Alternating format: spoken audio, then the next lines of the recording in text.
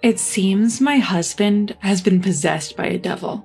I'm giving this house to Susan. If you oppose me, we're getting a divorce. He's planning to give our house, which is under my name, to our eldest son's wife? Old hag, get out of here ASAP. The wife who got my husband on her side. I'm changing it to my name, LOL. I can handle a monthly mortgage of about $1,800 easily. It seems my eldest son has joined her. Well, I don't have any attachment to this filthy house anymore. I'll move out then. I will make sure all three of you go to hell. Prepare yourselves. My name is Grace, and I'm 60. I work in an executive position in a major corporation. I live with my husband, Robert, who is 2 years younger. Last year, we renovated our house for our future. Our house was built by my father, and it's quite old. For that reason, it was really worn out, and we wanted to make it easier to live in as we approach our old age. However, because of our age, the loan is a bit high at $1,800. However, it's not an amount we can't afford, and I was told that the loan would be approved since I work in an executive position at a major company. By the way, Robert is a manager at a small restaurant, and his income is less than mine, so apparently it's easier for me to get a loan. It would be difficult for me to keep paying off the loan with my income. It was originally your father's house, and now it's in your name. I feel bad, but could you pay the entire amount? I'll make up for it by contributing more to our living expenses. We discussed this together and decided to renovate. Our home has become so beautiful and comfortable that it's almost unrecognizable. I was so happy that by renovating the house where I had spent my childhood, I could continue to live there forever. That's what I thought. I never thought the day when I would have to leave this house would come. One day, my smartphone vibrates. I'm getting married. I was told this by my eldest son, Jack, over the phone. Jack is 31 years old and a section chief at a major company. Our eldest son has always been diligent, dedicating himself to studying and club activities. He's also very dedicated to his work after being an adult. Because of that, I hadn't heard any rumors about his love life. I was really curious about the woman that Jack was thinking of marrying.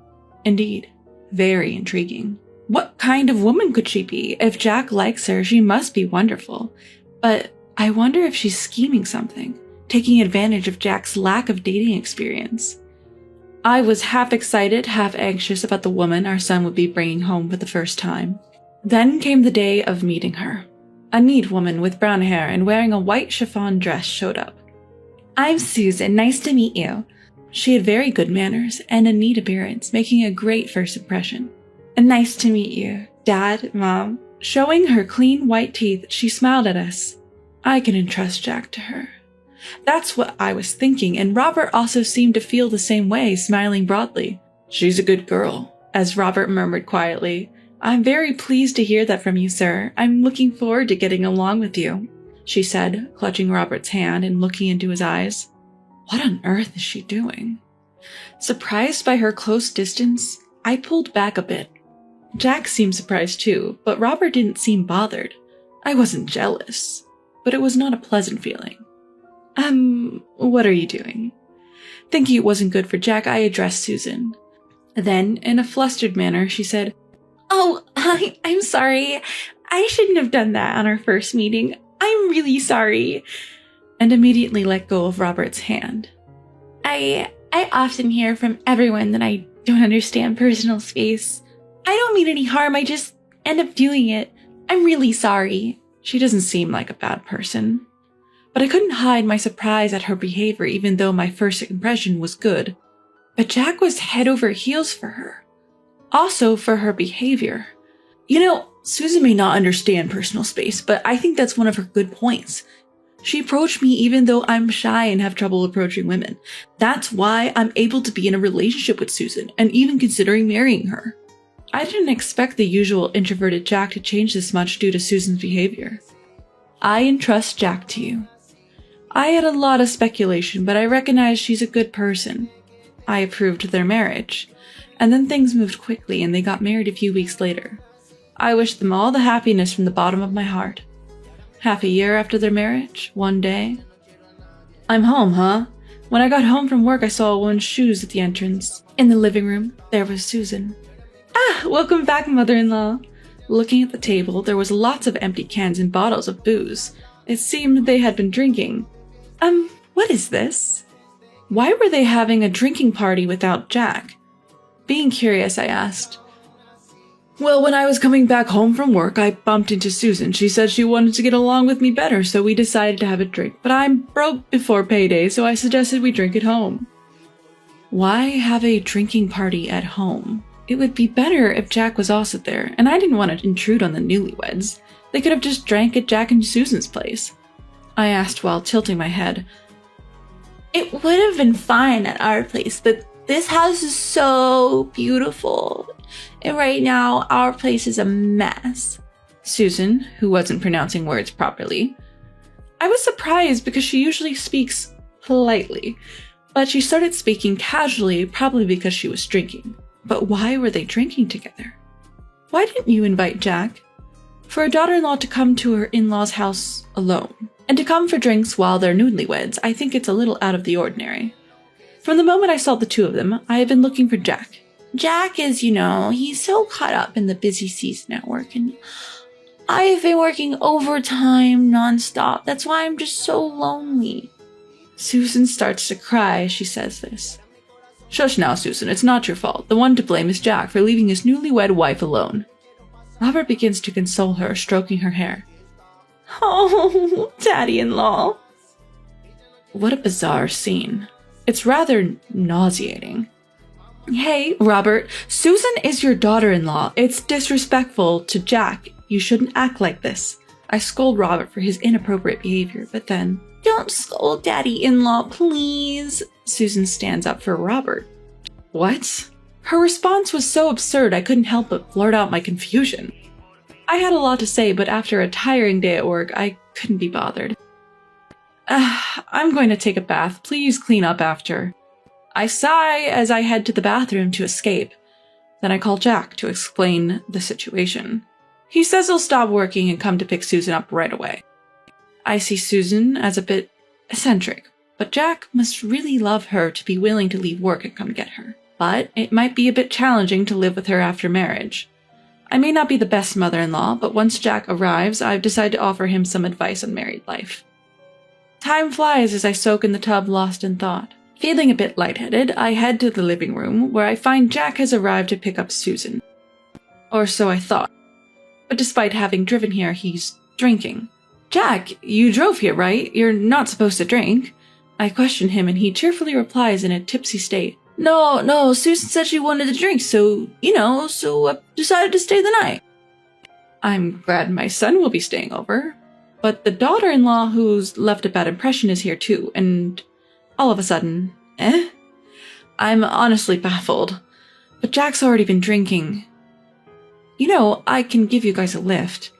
I really don't want the daughter-in-law to stay over. Despite being tired, I propose to drive them home, but then... No, I feel bad for you. You must be tired too.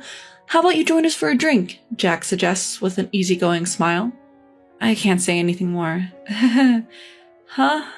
At this moment, something felt off. Suddenly, Susan cracked a mischievous smile. Yes, indeed. It was as if she was laughing at my bewildered state. It's just my imagination, right?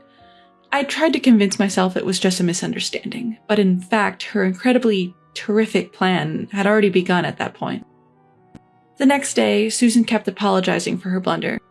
I am truly sorry, she said and left, and I felt relieved as if a storm had passed. Then that day when I got home, Susan was there again. There was no sign of Jack. I was filled with a sense of despair, but the situation was different from the day before. I'm sorry to disturb you again, but I really wanted to apologize, she said, offering me some sweets. I guess I got carried away. My bad. Robert seemed remorseful. It was a bit annoying, but they seemed to be reflecting, so I should let it go this time. I forgave them. Thank you. And maybe because Susan felt quite awkward about the whole thing, she stopped coming over. Frankly, I didn't want to deal with her much, so I was grateful for the outcome. So I thought. Until one day. Robert came to me with a serious face, saying he had something to talk about. As I was wondering what it was and stayed in the living room, Jack and Susan came home. It's been a while. I greeted them, but for some reason, I was ignored. Did they not hear me? As I was wondering, Robert suddenly shouted, I'm giving this house to Susan. If you object, We're getting a divorce. What? As I thought he was suddenly blabbering about he's giving the house to Susan? I didn't understand. As I was taken aback, Mother-in-law, please leave. Susan said that. What? What does that mean? I was in chaos. Hold on, what do you mean you're giving the house to Susan? When I questioned, Robert answered, You've been bullying Susan all this time, doing such a stupid thing. Bullying? Baseless. That's impossible. But no matter how much I argued, Robert wouldn't listen. Shut up, she said so. That's why she was crying that she couldn't come home until now. Robert kept yelling, and Susan was shedding tears. Why did it come to this? Then Jack snapped, as if to join in. I didn't think my mother would do something like that. This is seriously messed up. The more I denied it, the angrier the two of them got, and Susan was overflowing with tears. That's why I'm divorcing you. Get out now. I'm staying here with the two of them. Why on earth should I have to give my house to Susan? When I ask, he retorts, Because Susan is deeply hurt. Normally we should be demanding compensation, but I think there's a better way. To take away your precious house and give it to Susan. That way, it should inflict appropriate damage on you, right? I didn't bully her. Why do I have to be hurt? Besides, there's no way Susan, who quit her job when she got married, can pay an $1,800 loan. When I say that, he replies, Don't worry, the title will be in Jack's name. With Jack's salary and previous employer, we can immediately change the title. Even so, since the loan is in place, changing the title is basically difficult. If it were that easy to change the loan, anyone could buy a house. I don't think the bank will approve it. When I say that, Robert says, You work for a big corporation, and so does Jack, so it should be okay. Plus, one of my friends works at the bank where you have your loan. I think we can talk to him and everything will be okay. It's unclear where such confidence came from. That's right, an $1,800 loan is no big deal, LOL.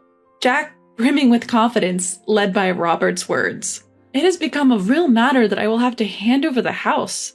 I've said it over and over, I haven't bullied her, so I absolutely won't give up the house. When I object, they both blow up again. Ugh, this is too much. As I'm getting fed up, Susan, who has been crying the whole time, speaks up.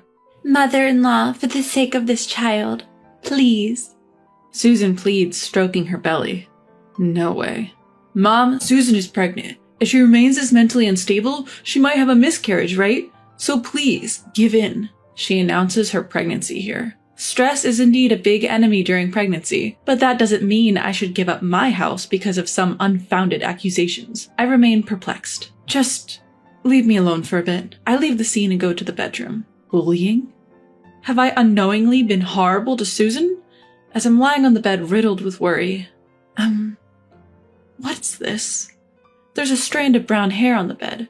Both Robert's and my hair are black. There's no way a strand of brown hair could fall.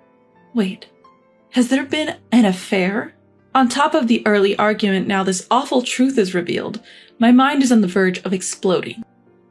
I don't even know what's going on anymore.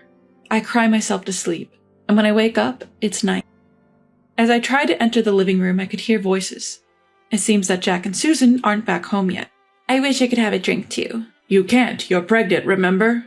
Robert and Susan full of enthusiasm. I found no chance to intervene. The mysterious accusation of Susan left me in despair. As I remained unable to enter the living room, suddenly I heard the sound of an intimate encounter. Oh, Susan, I love you. Stop it, Robert. Jack and my mother-in-law will find out, you know. Huh? What the hell are Robert and Susan doing? What on earth is happening here? Don't worry, Jack is passed out drunk, and Grace hasn't come out of her room for a while. She's probably sleeping already. LOL, is she sulking? LOL, too funny, LOL.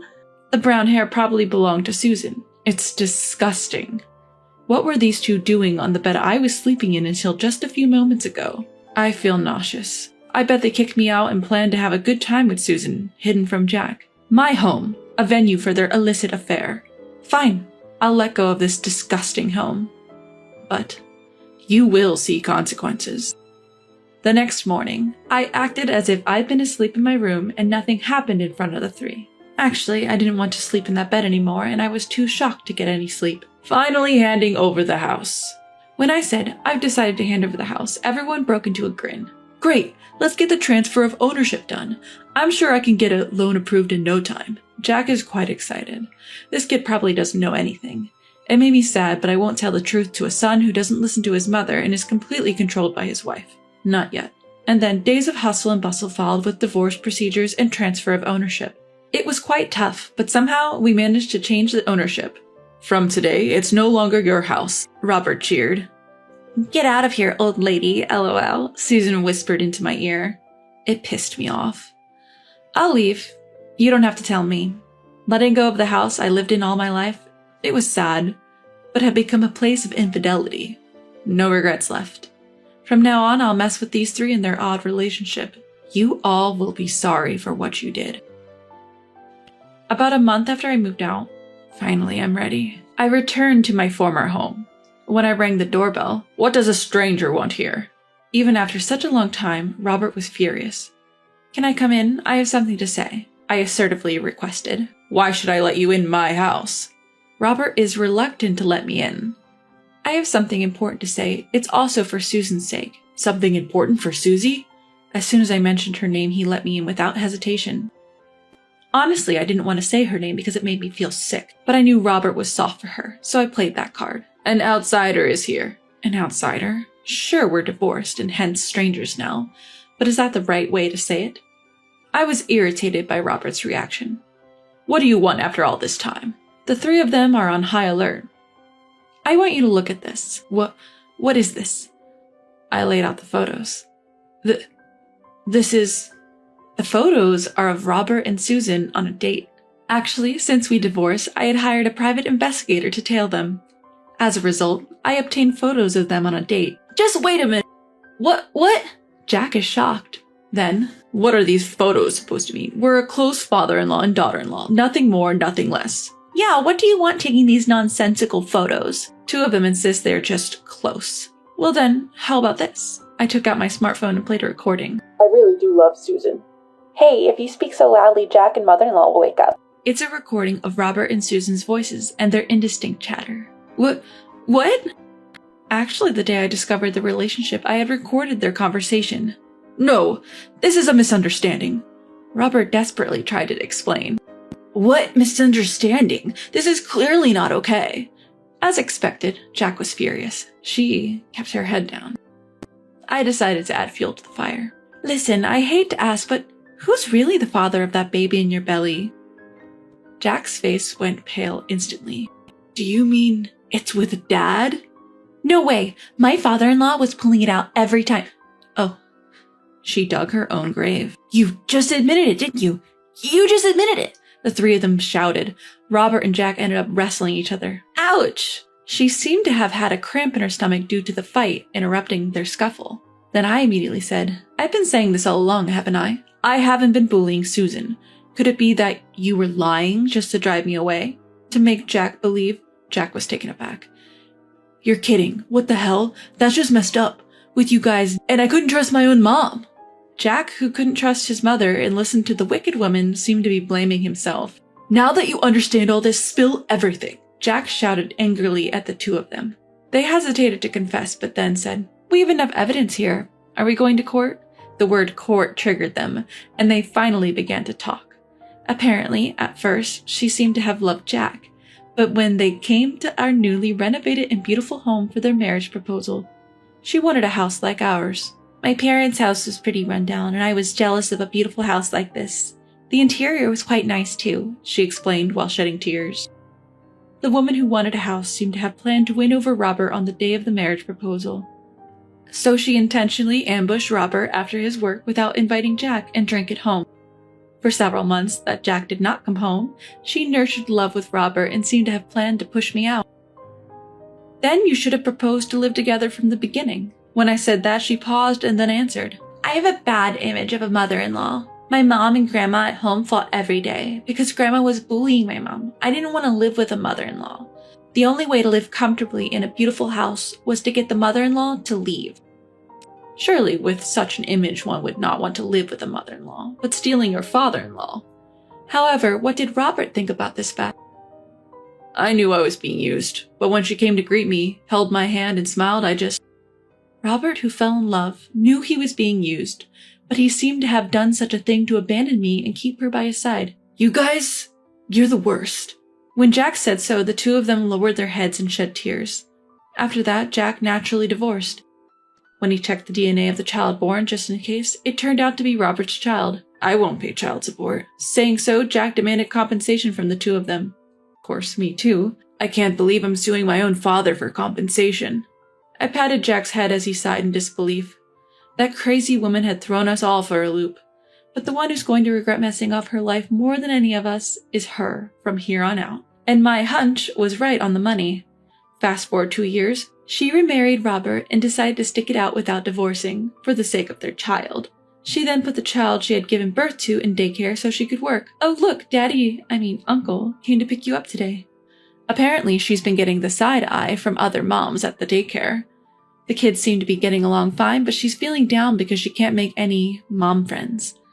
And when she tried to explain her divorce and remarriage to Robert to her own parents, they were furious, and their anger was directed at Robert. She's been estranged from them ever since. All of this is her own doing.